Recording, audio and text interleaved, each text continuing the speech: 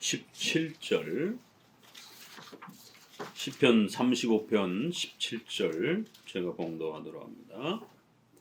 주여 어느 때까지 관망하시리까? 내 영혼을 저희 멸망자에게서 구원하시며 내 유일한 것을 사자들에게서 건지소서. 아멘.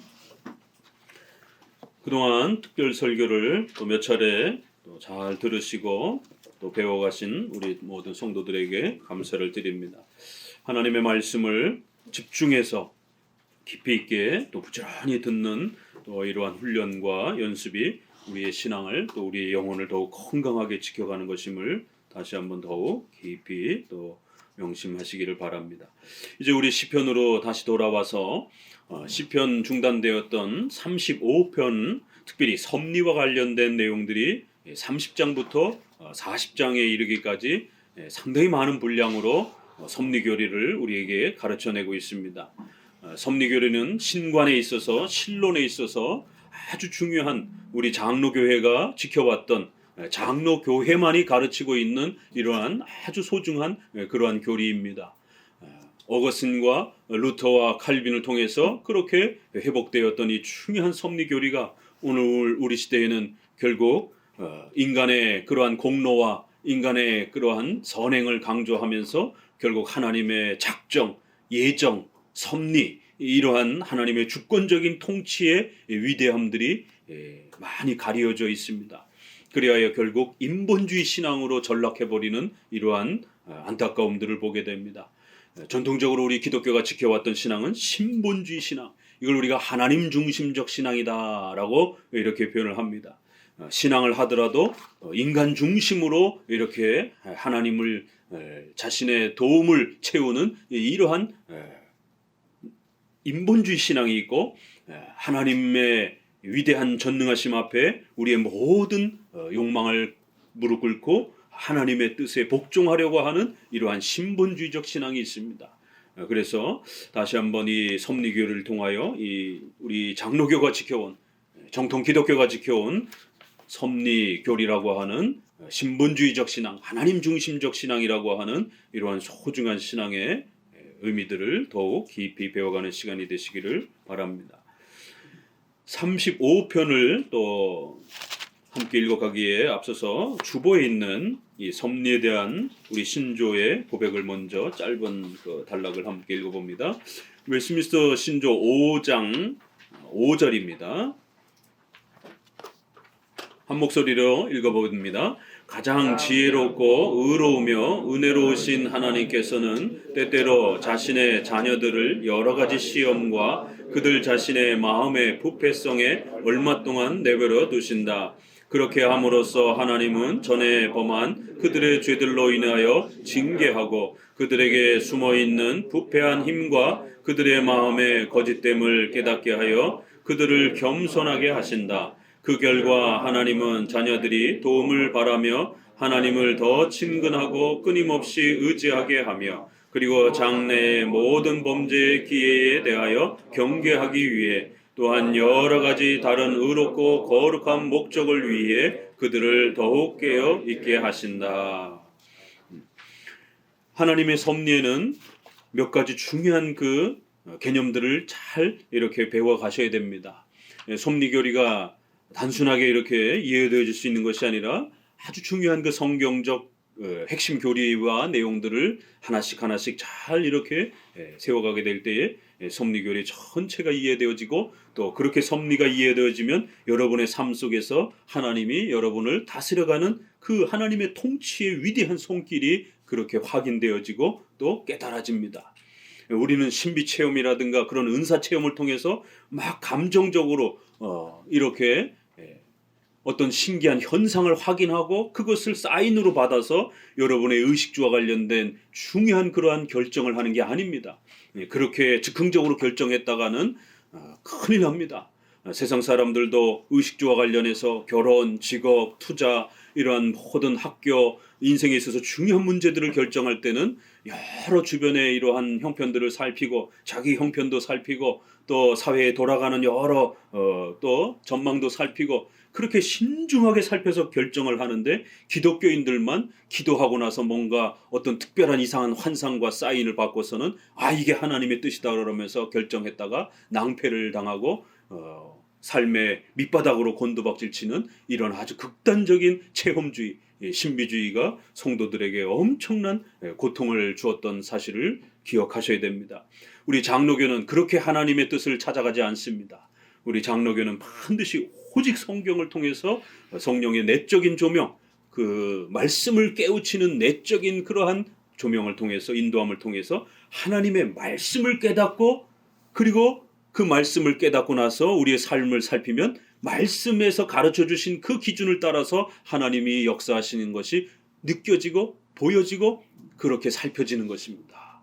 그래야 특별히 십계명이라고 하는 우리의 삶의 기준을 정확하게 배우면 그 십계명대로 하나님이 통치하시는 겁니다.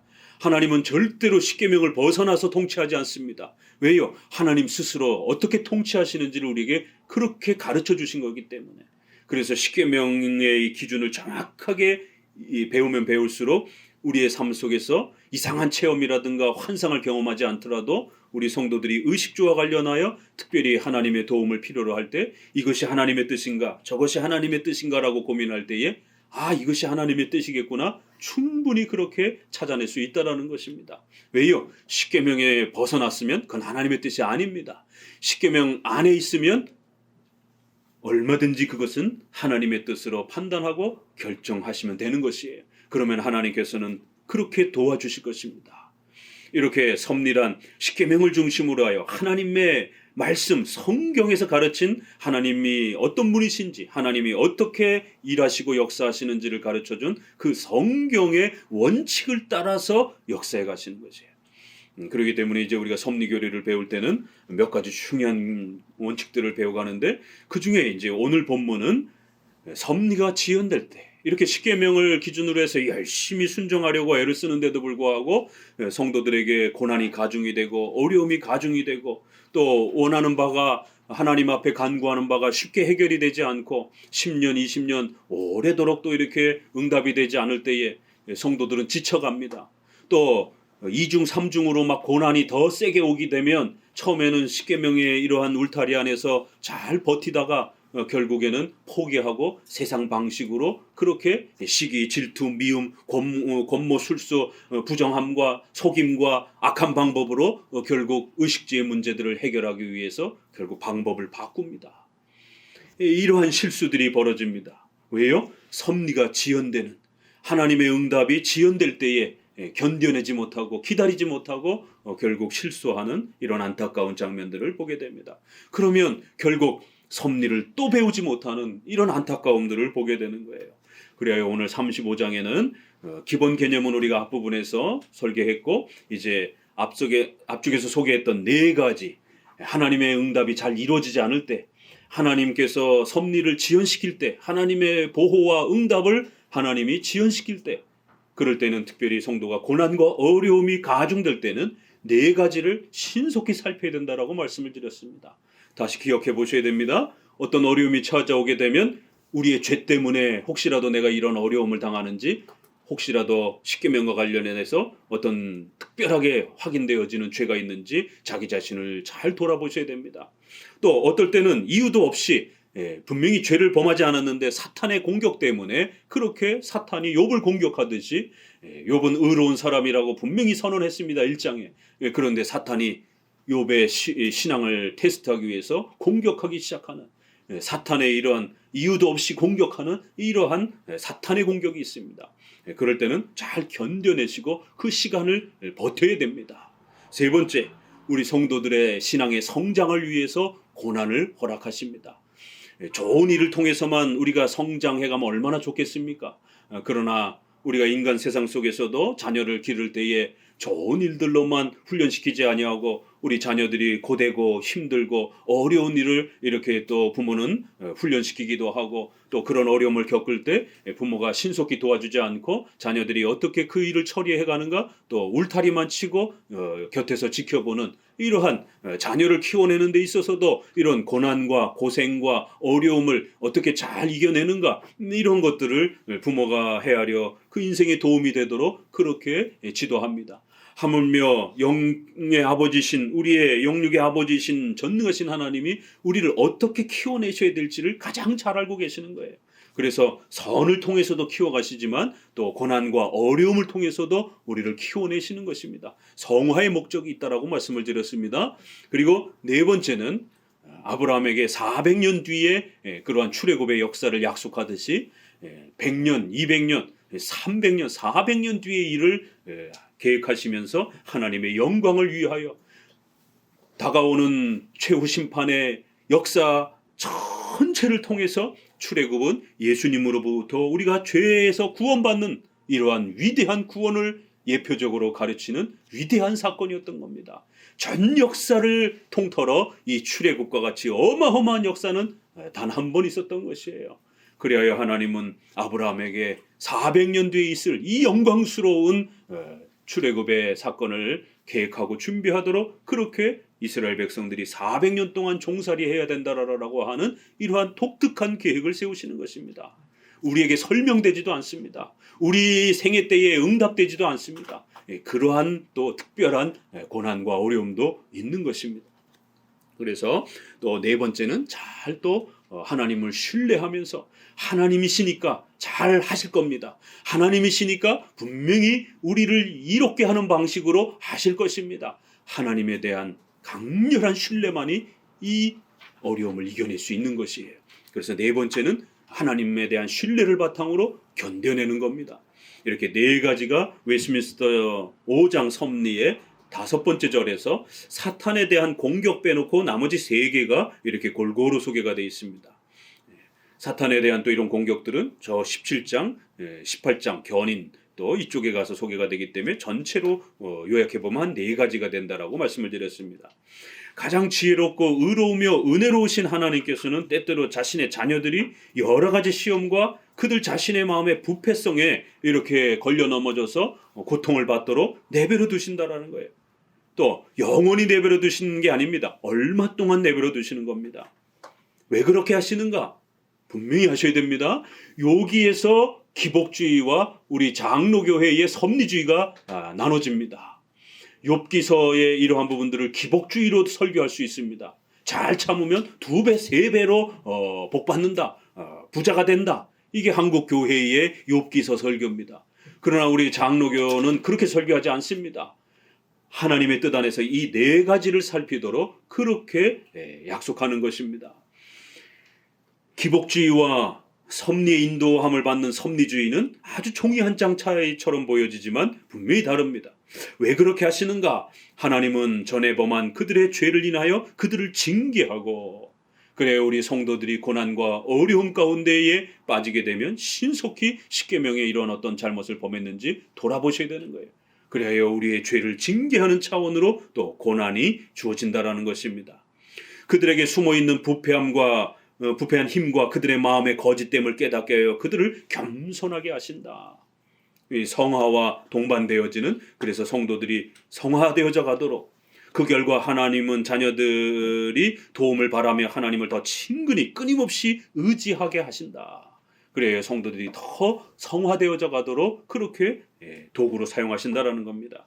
그리고 장래의 모든 범죄의 기회에 대하여 경계하기 위하여 우리 성도들이 죄를 범하지 못하도록, 또 실수하지 않도록, 또 이제 우리 성도들이 여러 가지 다른 의롭고 거룩한 목적들 아래에서 장래의 10년 뒤, 20년 뒤에 여러분들이 더욱 직위와 또 신분에 있어서 높아져서 많은 사람들을 보살펴야 할 때에 미리 훈련되어지도록 고난과 어려움, 그래서 가난하고 아픈 사람들을 돌아보는 이러한 안목도 키우고 또 그러한 연습도 시키고 이런 골고루 여러 가지들을 이렇게 그 아픔과 고난을 함께 공감하고 나누는 그런 훈련들을 지금부터 미리 그렇게 연습시키는, 그래야 장래의 모든 범죄의 기회도 막기도 하고 또 우리 성도들을 더욱 성장시켜서 큰 그릇으로 이렇게 사용하시고자 그렇게 훈련하시는 그러한 거룩한 목적들이 있다는 것이죠.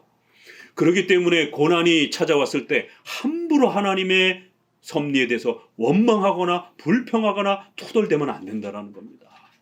그 고난이 어떻게 쓰여질지 우리는 모르는 것입니다. 이 신실한 하나님께서 이렇게 네 가지의 목적을 따라서 아주 놀랍게 우리 성도들에게 고난을 사용하신다라는 것입니다.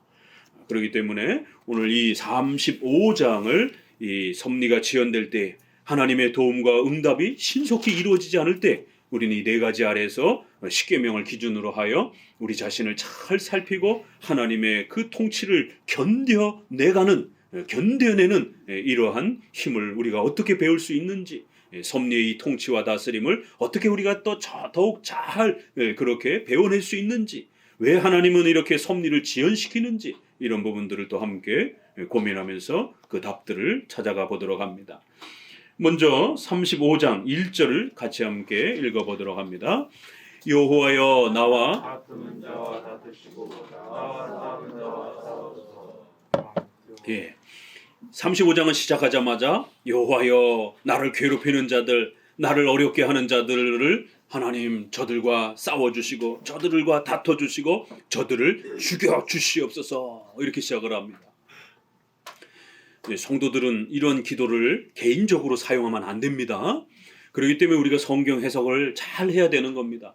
성경에 분명히 문자적으로 있지만 이 기도를 일반 보편적인 성도들의 신앙의 기도의 규범으로 그렇게 사용하면 안 됩니다. 왜요? 이거는 죽여주시옵소서 이렇게 상대방을 죽여달라라고 하는 이러한 아주 강곡한 그러한 저주적 선언이기 때문에 그렇습니다. 우리 어디서 보셨죠?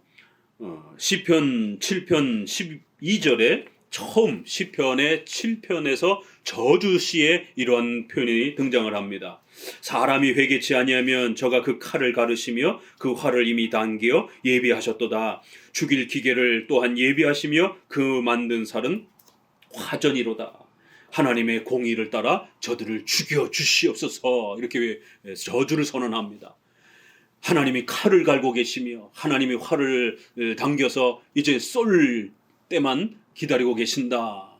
저들을 죽일 준비가 다 되어 있다 라고 이렇게 외치면서 하나님의 무서운 심판을 소개하며 악인들은 이 무서운 하나님의 심판 앞에서 전멸할 것이다 라고 그렇게 무섭게 선언합니다. 우리가 이제 처음 시편에서 저주시를 맛봤는데 35편도 저주시에 해당이 됩니다. 시작하자마자 죽여주시옵소서, 멸망시켜주시옵소서, 파멸시켜주시옵소서. 이거 함부로 사용했다가는 큰일 납니다. 자, 그러면 오른뺨을 맞으면 왼뺨을 돌려대고 겉옷을 달라고 하면 속옷까지 다 내어주라라고 하는 복음의 그리스도의 이 신약에서의 이 전폭적인 기독교의 사랑은 어떻게 되는 겁니까? 그래서 교리가 필요한 거예요. 분명히 이쪽엔 죽여주시옵소서라라고 우리를 괴롭힌 자들을 죽여주시옵소서라라고 이렇게 어마어마한 심판을 선언하고 있는데 복음서에서는 우리가 괴롭힘을 당한다 할지라도 전폭적으로 용서하라는 것이에요. 이거 어떻게 조화를 해야 됩니까? 어느 쪽을 선택을 해야 됩니까?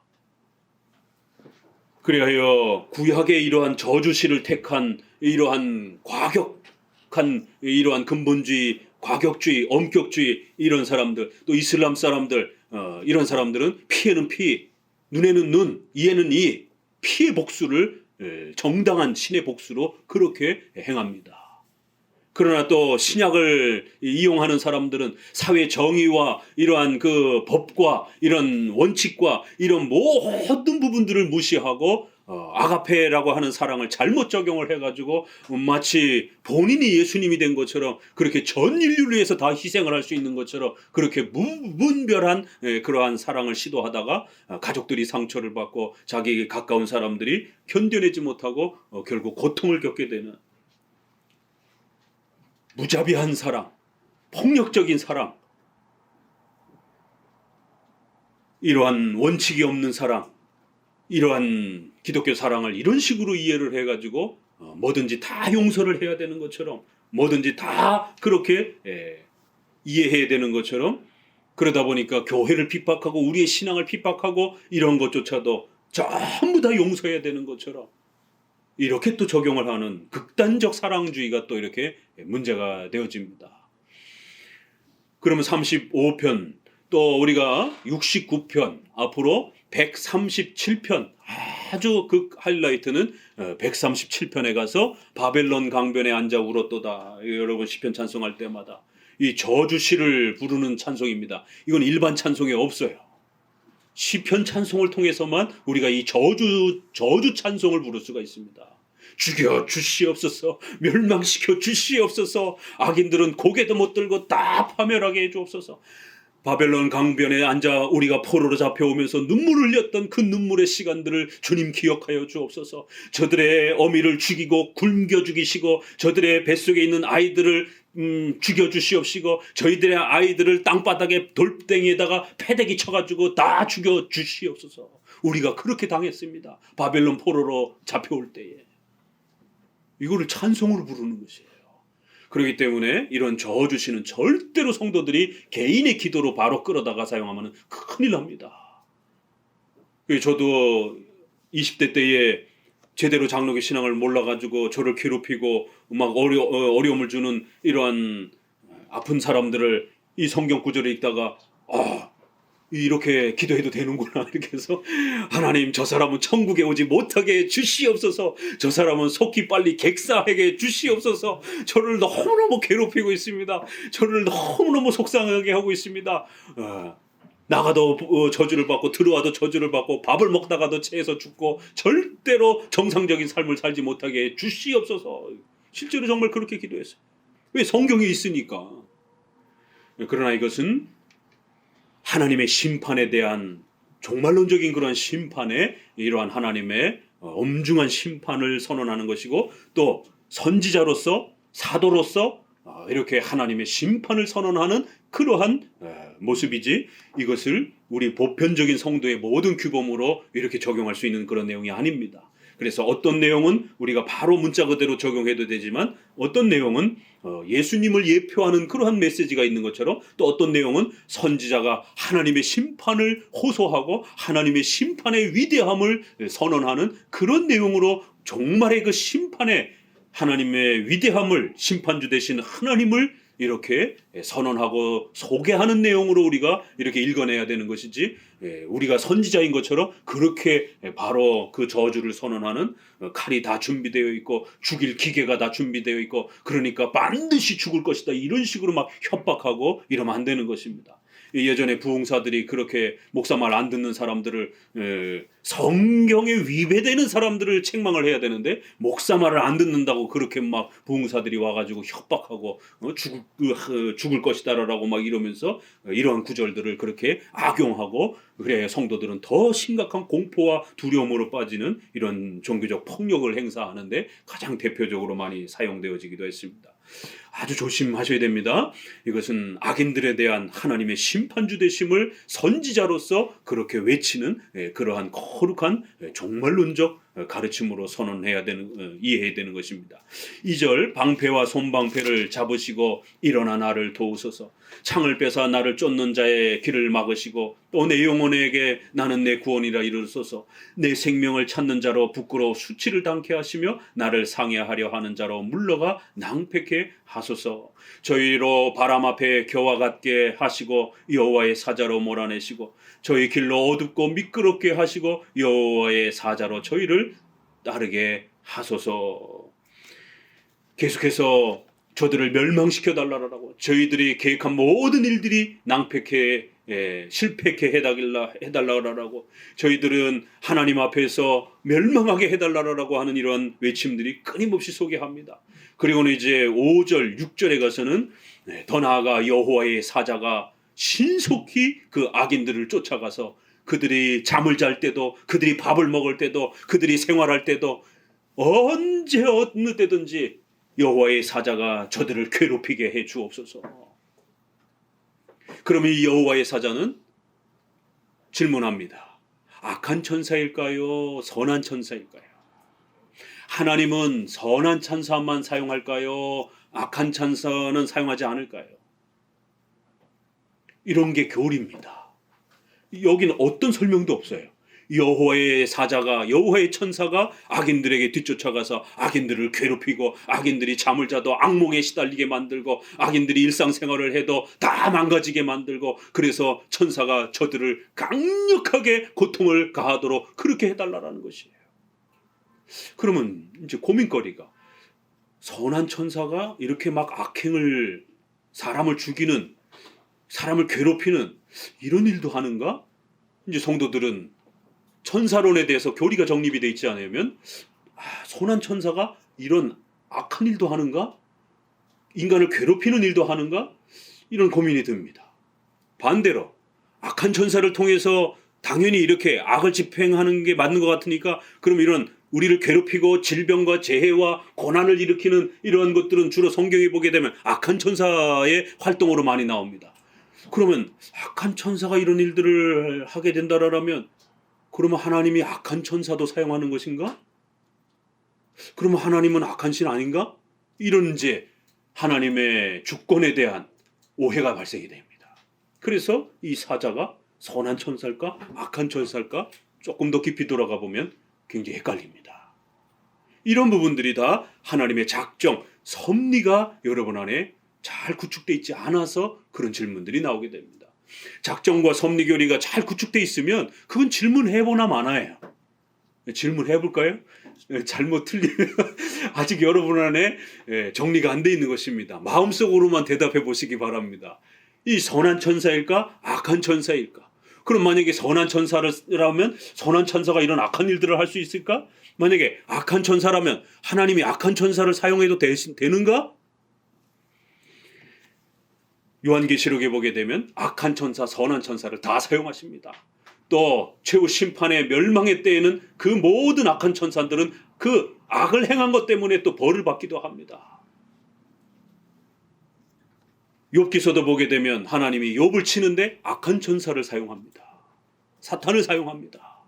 그래, 욥의 목숨만 건들지 말고 어디 욥을 고통을 가해봐라. 하나님이 악한 천사에게 욥을 괴롭히도록 허용적 작정, 허용적 섭리를 행하십니다.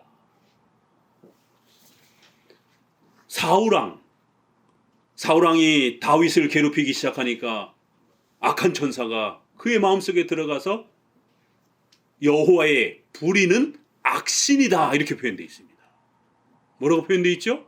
여호와께서 불의는, 여호와께서 다스리는, 여호와께서 주관하시는, 여호와의 명령을 들어야 되는 그런 악한 천사를 사용해서 사울의 마음속에 들어가서 잠을 못 자고 불면증에 시달리면서 저 다윗이 나의 왕권을 이렇게 집어삼킬 거야. 저 다윗 가만 내버려 뒀다가는 내 왕권이 다 무너질 거야. 이 피해 망상, 우울증 이런 엄청난 이러한 그 온갖 정신적 고통들이 몰려오기 시작하면서 결국 다윗을, 가장 소중한 다윗을 죽이려고 달겨드는 이렇게 인간의 질병과 고통과 아픔을 악한 또 신이 사용해서 사울을 괴롭히는, 그리하여 다윗을 죽이려고 드는 이러한 고통을 가하는 것을 보게 됩니다.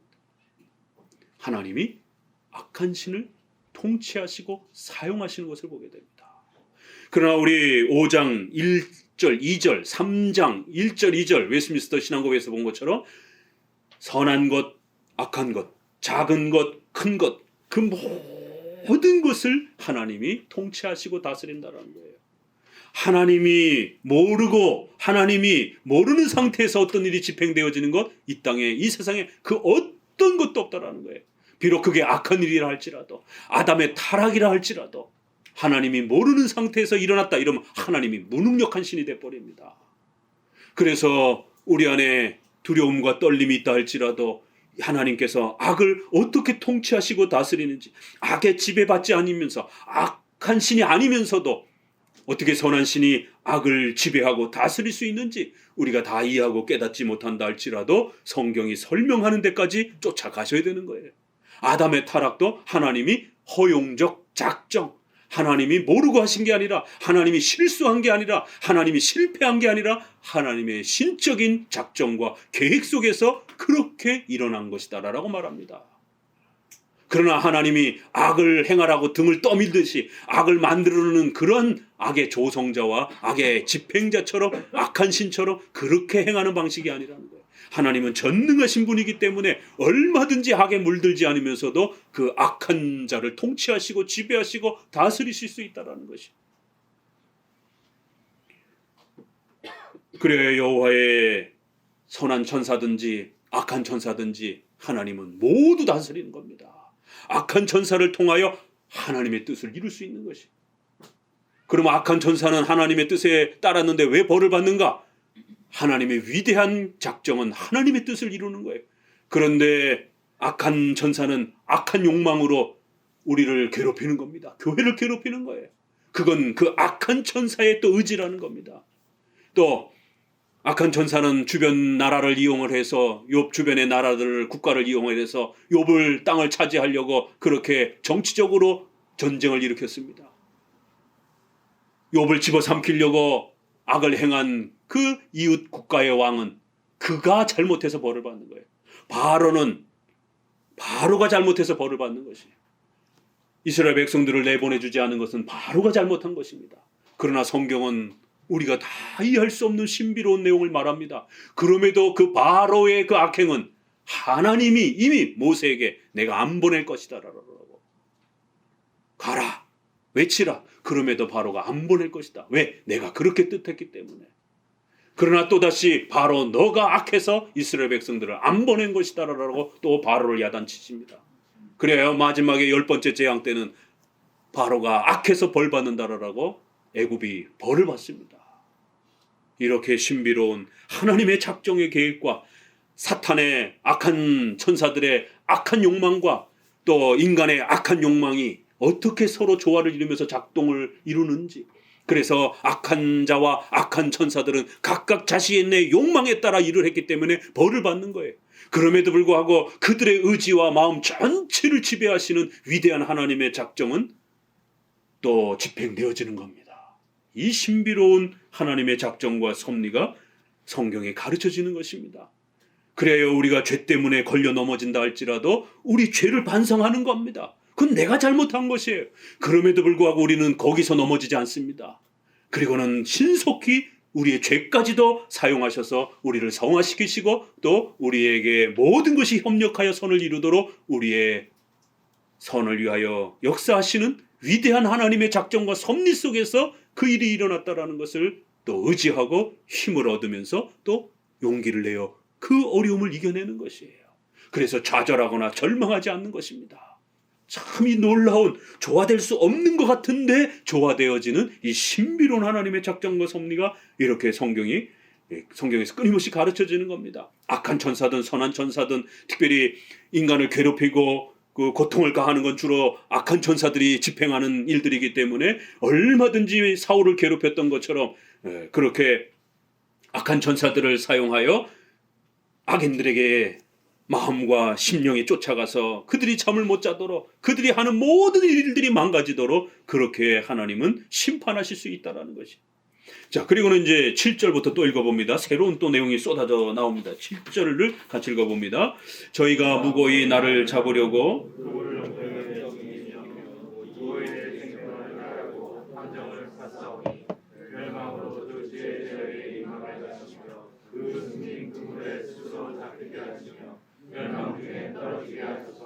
내 영혼이 여호와를 즐거워하며 그 구원을 기뻐하리로다. 내 모든 뼈가 이르기를 여호와와 같은 자 누구리요? 그는 가난한 자를 그보다 강한 자에게서 건지시고 가난하고 궁핍한 자를 노력하는 자에게서 건지시는 이라 하리로다. 네, 이렇게 성경을 하나하나 읽어가면서 중요한 단어들을 찾아가셔야 되고 중요한 문장들을 찾으셔야 되고 그리고는 우리가 배운 교리, 웨스트민스터 신앙고백의 교리를 기억해 가시면서 그 문장을 읽어내는 겁니다. 성경은 교리를 가르치는 책입니다. 그래서 그 교리를 찾아내서 그 교리를 믿는 것입니다. 아, 하나님의 섭리는 이런 것이구나. 이런 섭리의 교리를 잘 깨달아 믿고 그걸 의지하면서 살아가는 것이에요. 이게 신앙인 겁니다. 우리는 하나님을 한 번도 보지 못했습니다. 하나님이 우리의 마음속에 들어와 계시고 이런 부분을 한 번도 이렇게 전율을 하면서 이렇게 느끼는 이러한 체험이 아닌 것입니다. 성경을 믿는 것이에요. 그래서 기독교 신앙은 성경신앙이라고 말하는 겁니다. 성경을 믿고 의지하는 겁니다. 그러면 하나님과 인격적 교제가 일어나는 것이에요. 그래서 기독교는 교리신앙이라 이렇게 표현하는 겁니다. 성경은 교리책인 것이에요. 이 교리를 기억하면서 어떻게 그 교리가 표현되고 있는지, 어떤 문장을 통해서 이렇게 또 자세하게 설명되는지를 잘 찾아내는 훈련들을 성경 해석을 하셔야 됩니다. 이거를 내 필요에 맞춰서 이렇게 읽어내면 안 됩니다. 성경이 무엇을 가르치는지, 성경이 하나님을 어떤 분으로 가르치는지에 대해서 아주 객관적으로 읽어내야 돼요. 그리고 그 섭리교리를 찾으셨으면 그 섭리교리가 이제 여러분의 삶 속에, 지금 여러분이 질병과 고통 가운데 있다라면, 여러분이 재정과 가난의 어려움 가운데 있다라면, 여러분이 또 사회적으로 어떤 공경을 처하고 있다라면, 그러한 여러분의 형편을 섭리 가운데서 어떻게 이해하고 또 그걸 적용해야 되는지를 그때서야 이제 주관적으로, 개인적으로, 그럴 때는 가지각색으로 다 다릅니다. 개인이 처한 형편이 다 다르기 때문에, 어떤 사람은 질병 때문에, 어떤 사람은 재정 때문에, 어떤 사람은 사회적인 어떤 그러한 또 위험 때문에 다 달라요. 그러나 교리는 똑같아야 됩니다. 제가 읽을 때도 여러분이 읽을 때도 여기서는 섭리교리, 특별히 섭리 중에 하나님의 도움과 보호가 지연될 때에 왜 하나님은 그러한 섭리의 지연을 이렇게 행하시는가? 특별한 그런 원인과 이유가 무엇인가? 이런 부분이 집중되어 있는 겁니다. 그래야 오늘 저자도 신속히 응답되지 않는 이 고통을 아파하면서 하나님, 악인들을 제발 좀 빨리 없애달라고 그렇게 하나님 앞에 하소연하면서 그 시간들을 견뎌내며 하나님께서 왜 이렇게 성도들의 고난을 신속히 해결해 주지 않으면서 이 고통과 아픔들을 더 오래 격도로 두시는가? 그걸 이렇게 하나씩 설명해 가는 겁니다. 저희가 무고히 나를 잡으려고, 자, 구체적으로 이제 예를 들어갑니다. 도대체 악인들이 어떻게 신자들을 괴롭히고 교회를 괴롭히는가? 그 구체적인 괴롭힘의 내용들을 신뢰를 들어서 설명합니다. 성도들이 뭔가를 잘못해서 벌을 받고 사람들로부터 핀잔을 받는다라면 그건 뭐 감당할 만합니다. 내가 잘못했으니까. 그런데 거기에서 머무르는 게 아니라 무고히 나를 잡으려고, 우리가 잘못한 게 없는데, 무고히 죄가 없는데 이유가 없이 그렇게 우리를 공격한다라는 거예요. 그물을 만들어서 웅덩이를 만들어 숨기고 무고히 내 생명을 해하려고 함정을 판다라는 거예요. 그래야 성도들을 짓밟고 자기들이 승진하려고, 성도들을 짓밟고 자기들이 성공하려고 오만 가지 방법을 동원해서 성도들이 가진 것을 빼앗고 자기들이 사회적으로 성공하려고 그렇게 무고히, 모함, 이 성도들이 참 많이 겪는 고난 중에 하나가요, 이 모함입니다. 특별히 목회자들이 모함을 참 많이 받습니다. 더더욱 하나님의 말씀을 가지고 책망하고 그 사회의 죄를 지적하다 보니까 그게 대해서 듣기 싫은 거죠. 그러다 보니까 어떻게 해서든지 목회자를 설교단에서 끌어내기 위해서 온갖 모함을 또 이렇게 씌우기도 합니다. 그래야 우리가 디모데전서 5장 17절 18절 이후에 장로들을 존경하고 말씀을 가르치는 또 이러한 설교자는 더 배나 존경하라.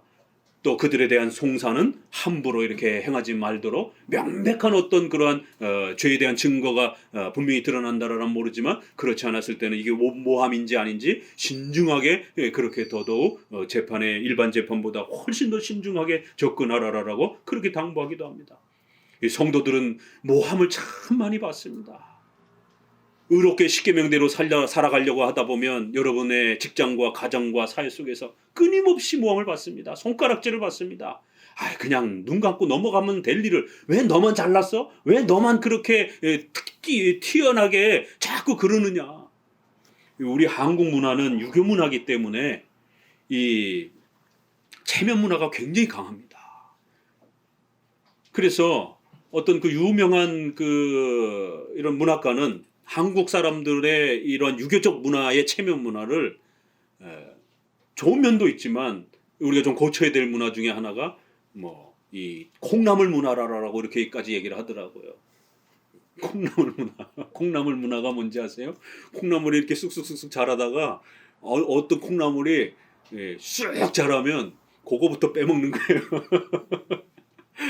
뭔가 이렇게 실력이 뛰어나고 뭔가 이렇게 잘나고 그러면 쏙 빼가지고 가는 거예요. 없애버리는 겁니다.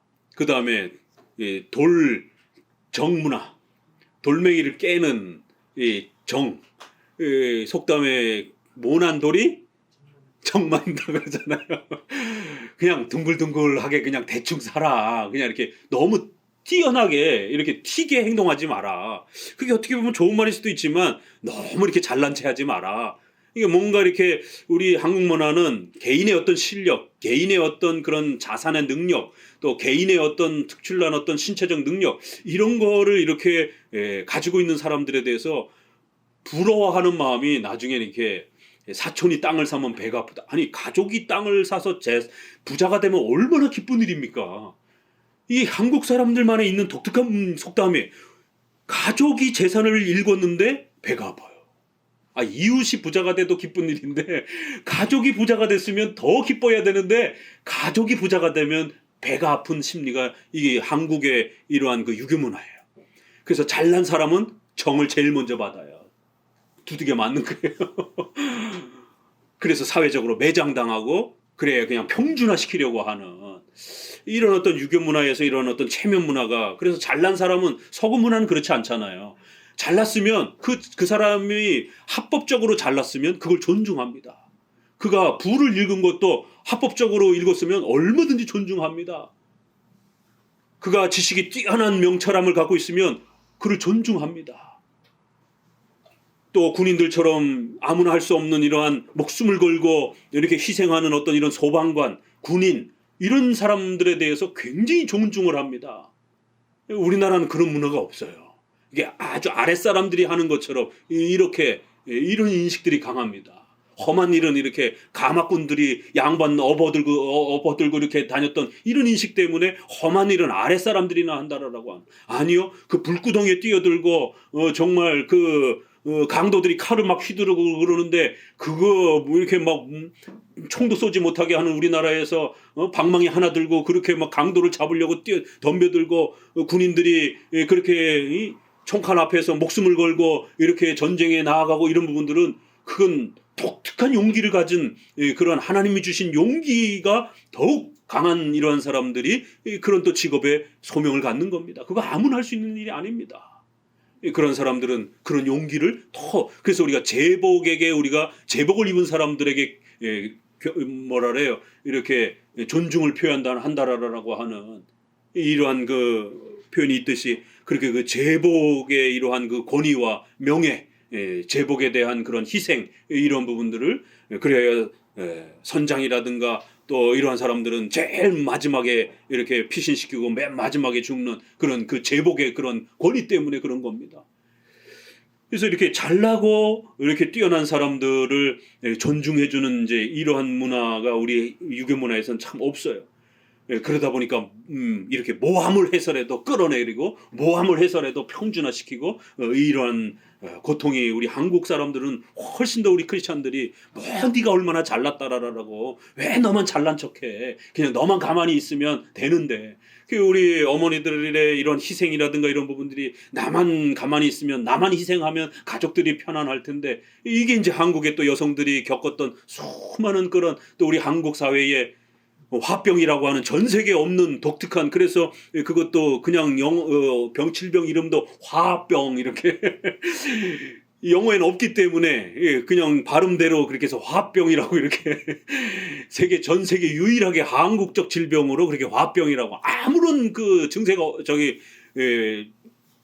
질병의 어떤 그 원인이 없어요. MRI를 찍어도 안 나옵니다. 그런데 엄청난 육체적 고통을 겪습니다. 스트레스성인 이러한 서양적 질병 개념이 스트레스성 질병이라고 하는 이런 화병이라고 하는 이런 부분들이, 나만 참으면 되는데라고 하는 이러한 자기 희생적 이러한 부분들을 우리 유교 문화가 여성들에게 너무 과도하게 이렇게 모든 걸 다 여성에게 다 짊어지우는 이러한 방식들이 결국 여성들에게 엄청난 희생과 이런 부분들을 담보하게 하는, 이런 유교문화의 이런 아픔 때문에 모함이라고 하는 이런 부분들이 얼마나 많이 고통을 받는가. 8절에 보니 멸망으로 졸지에 저하게 임하게 하소서. 그 숨긴 그물에 그들이 빠져 떨어져 죽게 하옵소서. 이러면서 9절 10절에 여호와를 즐거워함이 그 구원을 기뻐함이로다. 이런 고통과 어려움이 지속되고 아직 해결되고 있지 않음에도 불구하고 그럼에도 여호와를 즐거워하고 기뻐할 수 있다라는 거예요. 이 9절을 읽으면 뭐가 떠올라요? 소요리 문답 1문. 이런 게 바로바로 이렇게 연결이 되는 거예요. 성경에서 하나님을 즐거워하고 기뻐한다 이러면 소요리 문답으로 돌아가서 사람의 제일 된 목적은 이렇게 성도들이 고난과 고통과 죽을 것 같은데 모함을 받으며 고통을 당하고 아직 해결도 되지 않았는데 어떻게 성도들이 여호와를 즐거워할 수 있는가? 갑자기 그냥 문맥이 확 끊기면서 그럴지라도 여호와를 즐거워하며 여호와를 기뻐하리로다. 이거 섭리교리 모르면요 절대로 억울해서 분해서 그 분노가 사겨지지 않습니다. 겪어보셨잖아요. 억울한 일 당해보셨잖아요. 그 잠 못 잡니다. 우리 크리스찬이라 할지라도. 오히려 이런 저주시를 이용해가지고 죽여주시옵소서라고 오히려 그렇게 기도를 합니다. 분해서 잠 못 잡니다. 이건 섭리교리만 해결할 수 있는 거예요. 하나님이 그 악한 자도 내 곁에 세운 거예요. 바울도 3번씩이나 하나님 앞에 그 눈에 질병과 가시가 떨어져 나가기를 기도했지만 어떻게 해요? 하나님이 해결 안 해주셨어요. 그냥 두셨습니다. 바울을 겸손케 하기 위해서 혹시라도 교만하거나 그 받은 은사가 사도적 은사가 너무 크기 때문에 혹시라도 자만할까 봐 하나님이 그 고통을 가시로 주셨다라는 거예요. 사단의 가시다 이렇게 표현하면서 자신을 아프게 하는 그러한 마치 사단의 그런 고통처럼 자기를 아프게 하는 거였지만 결국 그게 은혜 위에 은혜라고 하는 더 엄청난 고백을 쏟아내게 됩니다. 나를 교만하지 못하도록 하나님이 나를 보호하시는 중요한 수단이었음을 깨닫게 되는 거예요. 하나님이 악한 자를 여러분 곁에 세우신 것을 섭리 가운데 받아들이게 되는 거예요. 그 악한 자만 바라보면 원수처럼 여겨서 복수하고 싶은 마음 때문에 몸이 부들부들 떨면서 견디지 못합니다.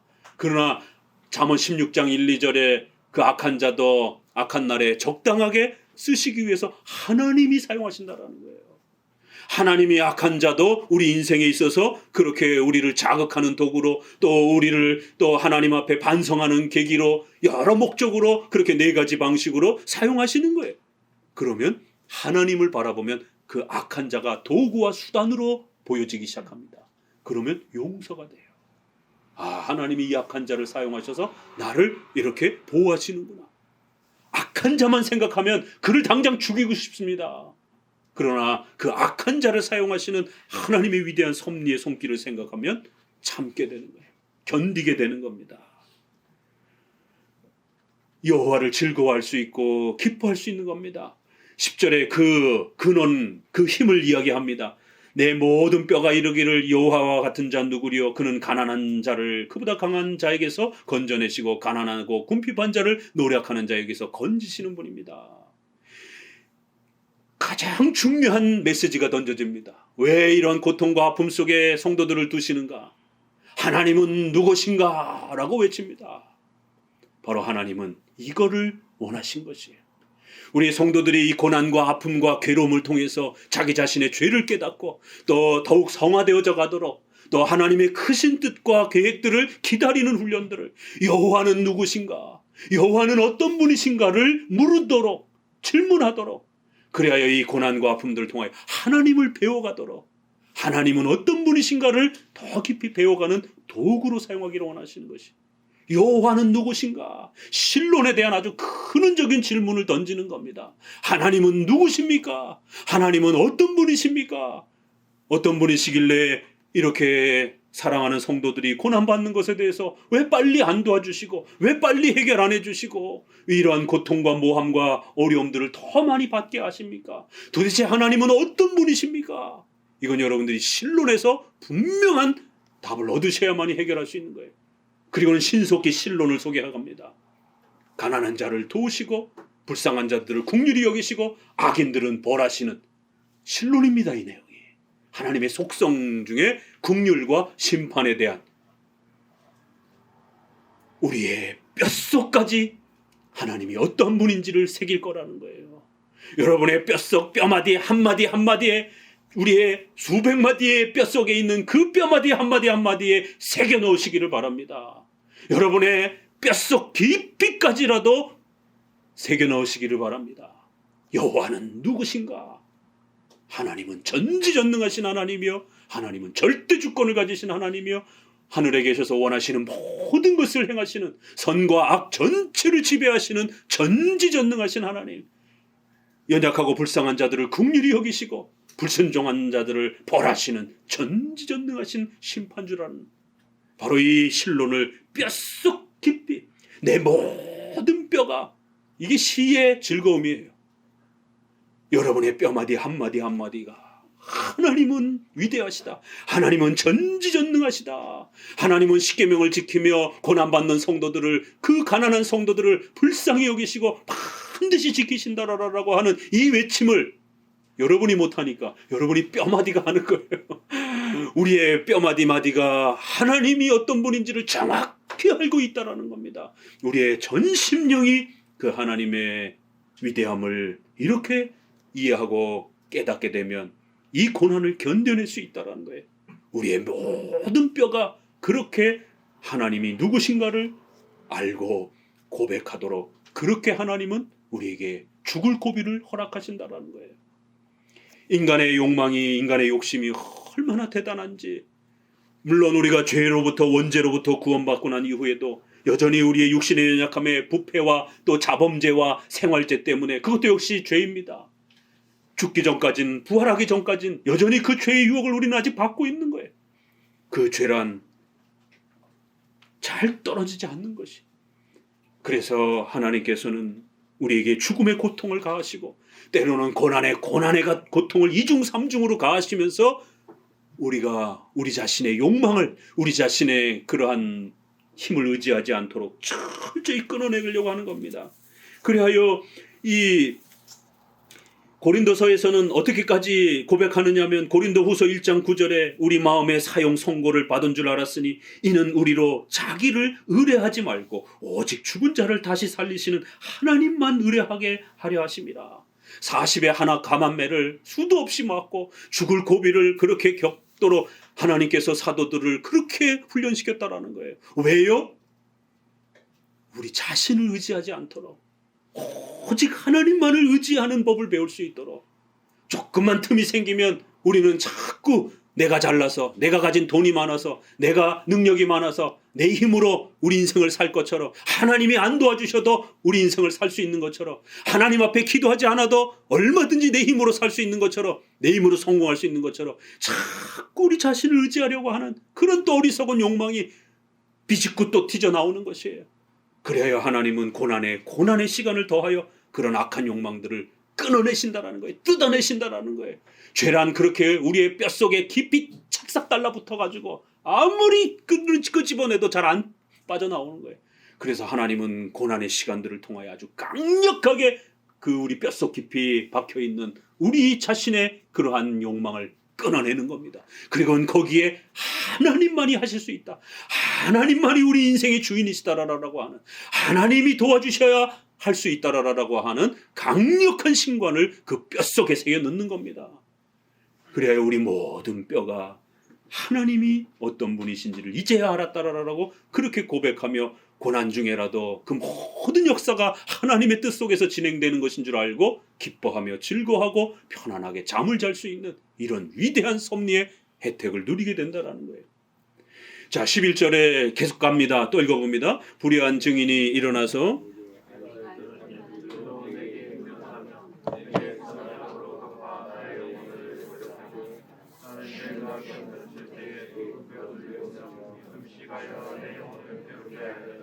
내 기도가 내 품으로 돌아왔다. 14절, 내가 나의 친구와 형제에게 행함같이 저희가 행하였으며 내가 굽히고 슬퍼하기를 모친을 복함같이 하였도다. 이제 앞에서 고난 한번 소개했는데 또다시 하나님은 여전히 아직 고난 해결 안 됐습니다. 오히려 더 가중되는 고난이 다가왔다라고 얘기를 합니다. 불의한 증인이 일어나서 내가 알지도 못하는 일을 가지고 계속 우리를 공격하더라는 거예요. 이 모함이 아직 안 끝났어요. 더더구나 우리 성도들이 선을 행해줬는데, 그들을 도와줬는데 우리가 어려울 때 오히려 선을 악으로 갚으면서 성도들을 괴롭히더라는 거예요. 내가 저희가 병들었을 때에 굵은 베옷을 입고 금식하며 내 영혼을 괴롭게 하며 그들을 위해서 기도해 줬다라는 거예요. 그래야 마치 나의 친구나 형제처럼, 아니 더 나아가서 내 부모 친척처럼 모친을 곡함같이 모친을 위해서 우는 것처럼 그렇게 그들을 위해서 기도해 주고 그들을 위해서 걱정해 줬는데 선으로 악을 갚더라는 것이에요. 이런 어려움까지 당합니다.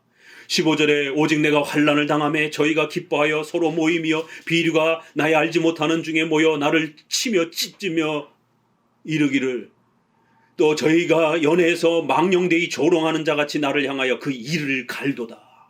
얼마나 폭력적인 그러한 고통들을 불신자들이 그렇게 우리에게 가하는지. 이를 간다라는 거예요. 성도들을 향하여 선으로 행한 걸 악으로 되갚으면서 조롱하고 이를 갈고 우리를 찢는다라는 거예요. 자, 17절 오늘 본문입니다. 읽었던 같이 읽어봅니다. 주여 어느 때까지 관망하시리. 내 영혼을 저 멸망자에게서 구원하시며 내 유명한 것을 사자들에게서 건지소서. 내가 대회 중에서 주께 감사하며 많은 백성 중에서 주를 찬양하리다. 그래요. 17절에 참다 이렇게 고백합니다. 주님 어느 때까지 안 도와주실 겁니까? 이 섭리의 지연됨을 고백하는 거예요. 왜 하나님은 우리 성도들을 쉽게 빨리 신속히 안 도와주시고 이렇게 오랜 동안 고난과 아픔을 두시는가? 이럴 때 기복주의는 뭐예요? 헌금을 더 많이 하라 그러는 거예요. 기복주의는 금식 더 많이 하라 그러는 겁니다. 기복주의는 더 많이 헌신하라라고 그렇게 요구하는 거예요. 결국 성도들의 절박함을 이용해서 종교적 폭력을 행사를 하는 겁니다. 우리 장로교는 그렇게 요구하지 않습니다.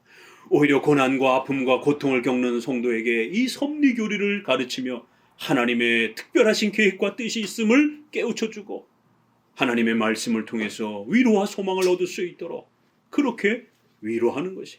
어느 때까지 관망하십니까? 분명히 하나님이 섭리를 지연시킬 때가 있습니다. 그러면 신속히 우리는 우리의 죄 때문인지 또 아니면 사탄의 이러한 그 공격 때문인지, 그럴 때는 하나님께서 사탄을 벌하시기 위해서, 악인들을 벌하기 위해서 더 신속하게 책망하지 아니하면서 오래도록 심판을 지연시킵니다. 마치 아브라함에게 가나안 백성들을 신속히 멸망하지 아니하고 400년 동안 그렇게 두실 것이다라고 그렇게 아브라함에게 섭리가 지연될 것을 약속합니다. 왜요? 창세기 15장 15절에 보니 16절에 내 자손은 4대 만에 이 땅으로 돌아오리니 이는 아모리 족속의 죄악이 아직 관영치 아니함이라. 하나님은 우리도 생각하시지만 악한 자에 대한 문제도 생각하신다라는 거예요. 그래서 가나안이 아직 멸망받지 않는 것은 가나안에게 하나님이 회개할 기회를 주셨다라는 거예요. 그래서 그들의 죄악이 아직 심판에 이를 정도까지는 안 됐다라는 겁니다. 그리하여 하나님은 때로는 악한 자를 벌하기 위하여 우리의 섭리에 대한 이러한 도움을 지연하실 때가 있어요. 악인들을 더 무섭게 벌하시기 위해서. 성도들을 괴롭힌 게 많아지면 많아질수록 악인들은 벌받아야 될 이유와 내용이 더 많아지는 겁니다. 이렇게 네 가지의 이 다양한 계획 속에서 우리 성도들이 알지 못하는 10년, 20년 뒤에 그러한 또 새로운 일들을 준비하도록 다윗이 10세 중반에 그렇게 부름받았지만 15년 이상을 그렇게 아기스 왕 앞에 가서 침을 질질 흘리면서 목숨을 구걸하기 위하여 땅바닥에 대굴대굴 굴르면서 미친 사람 흉내를 내면서 그 적군 왕으로부터 목숨을 건지는 이런 고통들을 하나님이 허락하시는 거예요. 그리고는 사울에게 버림받았던 백성들을 보호하기 위하여 목숨을 걸고 그 가난하고 어려운 사람들을 돌보기 위해서 전쟁을 대신 치러주는 이런 고통들을 경험하게 하십니다. 왜요? 앞으로 한 20년 뒤에 그가 왕으로 섰을 때 혹시라도 교만해가지고 가난하고 어려운 사람들 무시하고 함부로 대하고 이러지 않도록 함께 가난하고 어려운 자들과 동고동락하면서 그들의 아픔을 공유하고 그들의 아픔을 쓰다듬을 줄 알고 왕으로서 이렇게 국류를 베풀 수 있는 선한 정치를 베풀 수 있는 그런 마음들을 어려서부터 배우도록 하나님은 열심히 다윗을 고난 가운데 훈련시킨 겁니다. 그 고난은 다윗은 이해하지 못했지만 장차 10여 년 뒤에 하나님께서 이스라엘 백성들의 왕으로 세우시기 위한 거대한 디딤돌이었다라는 거예요. 절대로 불평 원망하시면 안 되는 겁니다. 여러분이 지금 겪는 그러한 재정적인 고난, 여러분이 겪는 지금 질병의 그러한 고난, 여러분이 지금 사회적으로 어떤 관계 속에서 고통을 겪는 그러한 고난들은 장차 10년, 20년 뒤에 어떻게 쓰여질지 우리는 아무도 모르는 겁니다. 오히려 하나님께서 우리 성도들을 더 높은 그러한 더 큰 그릇으로 사용하기 위하여 그렇게 준비하고 계시는 것이에요. 주여 어느 때까지 관망하시며 지켜만 보고 계실 것입니까? 하나님은 지켜보시는 것에 이유가 있다라는 겁니다. 그렇게 고백하고 나서는 18절에 이 성도는 어디로 신속히 나아갑니까? 은혜의 수단을 사용합니다. 내가 대회 중에서 주께 감사하고 많은 백성 중에 찬송할 겁니다. 성도들은 고난과 어려움 중에 있을 때 절대 혼자 있으면 안 됩니다. 목회자에게 도움을 청하고 장로에게 도움을 청하며 너희가 질병에 있는 성도들은 야고보서에 있는 것처럼 장로들을 청하여 기도하라는 거예요. 의인의 간구는 역사하는 힘이 크다라고 그렇게 위로합니다. 혼자 기도해도 되는데 왜 장로들을 초청하여 하나님의 도우심을 간구하며 함께 기도하라고 말합니까? 은혜의 수단인 말씀과 예배와 성례와 이러한 교회적 질서 안으로 속히 들어가는 거예요. 대회 중에서 이거는 바로 구약의 교회를 표현하는 대표적인 그러한 시편적인 표현입니다. 혼자 찬양하는 게 아니라 대회, 바로 예배의 그러한 그 모임 속에 나아가 백성들과 함께 공적인 그런 모임의 자리에 나아가서 예배드리고 성찬에 참여하고 이런 은혜의 수단들을 잘 붙잡으면서 그 고난의 시간을 견뎌가는 겁니다. 이 본문 하나하나에 그런 과정들이 다 스며들어 있어요. 자, 19절부터 이제 마지막 하소연을 합니다. 같이 읽어봅니다. 무리하게 나의 원수된 자로 나를 인하여 기뻐하지 못하게 하시고 무고히 나를 미워하는 자로 눈짓하지 못하게 하소서. 대저 저희는 화평을 말하지 아니하고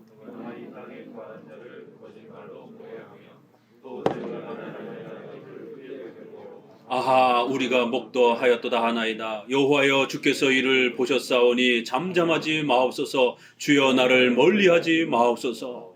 네. 한 번 더 22절에 여호와께서는 모든 걸 감찰하고 살피신다라고 말합니다. 무리하게 나의 원수된 자들이 성도들을 괴롭히는 세 번째 장면이 또 나오는 거예요. 저희는 화평을 말하지 아니하고 평안히 땅에 거하는 자를 거짓말로 그렇게 또 모해하고 나를 향하여 성도들을 향하여 입을 크게 열리고 아하하하 이렇게 웃는다라는 거예요. 왜요? 우리가 저 성도들을 다 이겼다 이러면서 우리가 저들을 다 집어삼켰다. 저들이 가진 것 다 빼앗았다. 우리가 성공했다. 이거를 한마디로 참 얼마나 시편이 멋있습니까? 성도들을 향하여 이 악인들이 한마디로 한다라는 거예요. 이게 시편을 읽을 때에 참 그냥 뭐 말이 필요 없잖아요. 악한 자들이 성도들을 향하여 언제 웃겠습니까? 지들이 악을 행해놓고는 그 성공을 이루니까 하면서 성도들 다 죽어나간다 이러면서 그렇게 목소리를 높이고 입을 크게 벌리면서 외치고 기뻐한다라는 거예요. 그렇지만 하나님이 그들의 악행, 그들의 웃음소리 하나하나 전부 다 보고 계신다라는 거예요. 감찰하신다라는 거예요. 모르시는 게 없다라는 겁니다. 하나님이 무능력해서 섭리의 이 도움을 안 주는 게 아닙니다. 하나님이 모르셔서 안 도와주시는 게 아니에요. 하나님은 분명히 원인이 있는 겁니다. 뜻이 있는 거예요. 계획이 있으신 것입니다. 절대로 성도 여러분 흔들리면 안 됩니다. 악인들이 잠깐 이기는 것처럼 보인다 할지라도 절대로 흔들려서는 안 되는 거예요. 하나님이 모든 것을 보고 계시는 것입니다. 그리고 우리 번역도 잘 번역했어요. 과거형으로 번역했습니다. 다 보셨다라는 거예요. 이제 볼 것이다가 아닙니다. 그래서 이러한 단어의 표현 하나에서도 이미 전부 다 봤다라는 겁니다. 하나님이. 잠잠하지 마옵소서. 멀리하지 마옵소서. 하나님이여 일어나 떨치고 깨어 일어나시옵소서. 마치 하나님이 주무시고 계시는 것처럼 때로는 우리 성도들이 답답하고 힘겹고 어렵지만 반드시 하나님이 계획하신 때에 일어나실 것이다라는 겁니다. 23절에 나의 하나님 주여 떨치고 깨셔서 나를 공판하시면, 이제 여기부터 결론이 나옵니다. 그럼 이제 성도들이 이러한 고난과 어려움 중에 이렇게 신관을 확립하고 또 은혜의 수단을 사용하고, 그리고 하나 더 소개합니다. 나의 하나님 주여 일어나시고 나를 공판하시며 나의 송사를 다스리시며, 여호와 나의 하나님이여 주의 공의대로 나를 판단하시고 저희를 인하여 기뻐하지 못하게 하옵소서. 저희로 그 마음에 이르기를 소원 성취하였다, 우리를 이겼다 이렇게 하지 못하게 하옵소서. 26절에 오히려 어떻게 하라고요? 26절 읽어봅니다. 나의 해를 기뻐하는 자들로 부끄러워 낭패케 하시며 나를 향하여 자긍하는 자로 수치와 욕을 당하게 하시고 나의 의를 즐거워하는 자로 기꺼이 부르고 즐겁게 하시며 그 종의 형통을 기뻐하시는 여호와는 광대하시다 하는 말을 저희가 항상 하게 하소서. 나의 혀가 주의 의를 말하며 종일토록 주를 찬송하리다. 마지막에 어디에 의지하며 힘을 냅니까? 이 구절을 읽고 중요한 단어, 반복되는 단어, 핵심 문장을 이렇게 또 찾아가실 줄 알으셔야 돼요. 어느 단어가 반복됩니까? 의라는 단어가 아주 중요한 핵심 단어로 반복됩니다. 여호와여 주의 의로, 하나님의 그 공의로우신 판단으로, 하나님이여 주님의 그 의로운 기준으로 우리를 살펴주옵소서. 우리가 그 하나님의 의로움을 벗어나지 않고 하나님의 의로움 안에 머물면서 이 모든 모함들을 견뎌내겠습니다. 그럼 하나님의 의는 뭡니까? 교리로 돌아가야 되죠. 하나님의 의는, 하나님께서 우리에게 가르쳐 주신 하나님의 의의 기준은 십계명인 것입니다. 그래서 우리 성도들이 고난과 어려움을 겪을 때 신속히 4가지 중에 십계명을 살펴야 되는 겁니다. 여러분이 십계명을 살폈는데 특별히 십계명에 위배되는 어떤 죄를 특별히 범하지 않았다라면 안심하시고 견뎌내시면 됩니다. 그러나 만약에 여러분이 십계명이 계명 중에 어떤 부분이 근래에 아주 명백하게 이렇게 위배되는 어떤 사실이 드러나게 되면 회개하고 신속히 무릎 꿇으시면 됩니다. 그러나 십계명에 벗어나지 않았는데도 불구하고 이런 고난이 지속되고 있다? 그러면 기뻐하며 견디면 되는 겁니다. 십계명을 벗어나지 않기 위해서 이 마지막 고백 안에, 십계명 안에 머물기 위해서, 그것이 하나님의 의이기 때문에 그걸 가지고 하나님은 우리를 판단하시는 겁니다. 우리가 잘했는지 잘못했는지, 벌 받을 것인지 상을 받을 것인지 그 십계명을 가지고 판단하시는 거예요. 그래서 27절에는 바로 그 몸부림쳤던 그러한 헌신이 나의 의다 이렇게 표현합니다. 28절엔 하나님의 의다 이렇게 표현을 하는데 그 주님의 의가 27절엔 나의 의다 이렇게 표현하는 거예요. 나의 의와 하나님의 의를 거의 그냥 같이 소개를 합니다. 십계명이라고 하는 주님의 의를 우리가 붙잡으려고 몸부림치고 그것 때문에 희생당하고 고난받았던 이런 모든 우리의 성도들의 헌신과 거룩한 용기와 결단들은 우리에게 의로서 그렇게 인정받을 거라는 거예요. 우리의 의로 취급될 것이다라는 겁니다. 그래서 우리가 두려운 것은 십계명을 벗어나 있는 게 두려운 것이지, 우리 성도들이 십계명에 머물면서 이런 고난을 받는다라면 섭리가 지연된다고 해서 절대 불안해하지 마시고 절대 낙심하지 마시고 하나님께서 계획하신 때에 반드시 도와줄 것입니다. 그리하여 우리가 그렇게 십계명 아래 머물며 이 섭리의 때를 기다리는 이러한 성도들을 바라보는 그러한 이웃 성도들이 그러한 성도들을 바라보며 즐겁고 기쁘며 그렇게 즐거워하도록 찬송하도록 그렇게 하실 것입니다. 여호와는 광대하시다 하는 말을 저희로 항상 부르게 할 것이다라는 거예요. 마지막 말씀을 어떻게 끝냅니까? 섭리교회에서 가장 중요한 하나님의 속성, 하나님은 전지전능하십니다. 하나님은 크십니다. 하나님은 광대하십니다. 우리 어린아이들에게 하나님이 전지전능하시다 이러면 그게 뭐예요? 하나님은 크시다 이렇게 얘기하면 돼요. 이게 성경엔 여러 표현들이 있습니다. 하나님은 크시다, 하나님은 위대하시다, 하나님은 전능하시다, 하나님은 작정과 섭리를 행하신다. 이 말을 다시 한번, 하나님은 광대하시다. 광대하다라는 것은 그 크기를 이렇게 표현할 때 하나님은 전 우주를 집행하시고 우리 인생 전체를 아시고 다스리시는 위대하고 광대하고 크신 하나님입니다. 그리하여 성도들은 그 위대한 크신 하나님을 바라보면서 십계명 아래 몸부림쳤던 우리의 삶을 지켜내면서 그걸 우리의 의로 그렇게 하나님 앞에 상을 받을 걸 기대하면서 이 어려움들을 견뎌낼 것이다라는 거예요. 오늘 35편은 이렇게 섭리가 지연될 때에 하나님의 섭리의 목적과 뜻을 깨닫고 우리 성도들이 낙심하지 않도록 견뎌내도록 그렇게 위로하고 격려하는 것을 보게 됩니다. 수시로 여러 가지 주제로 성도들이 죽을 고비와 어려움을 겪을 것입니다. 또 고난이 가중되면서 또 때로는 이렇게 막 코너에 몰리듯이 또 인생의 밑바닥에 막 떨어지는데 더 밑바닥으로 떨어지듯이 그렇게 고난을 겪을 때가 있습니다. 매번 그런 건 아닙니다. 그러나 또 특별히 그런 어떤 고난이 찾아오시게 되면 이러한 시편 말씀을 통하여 하나님의 섭리의 위대함을 간직하시고 이겨내시기를 주의 말씀으로 권면을 드립니다. 기도합니다.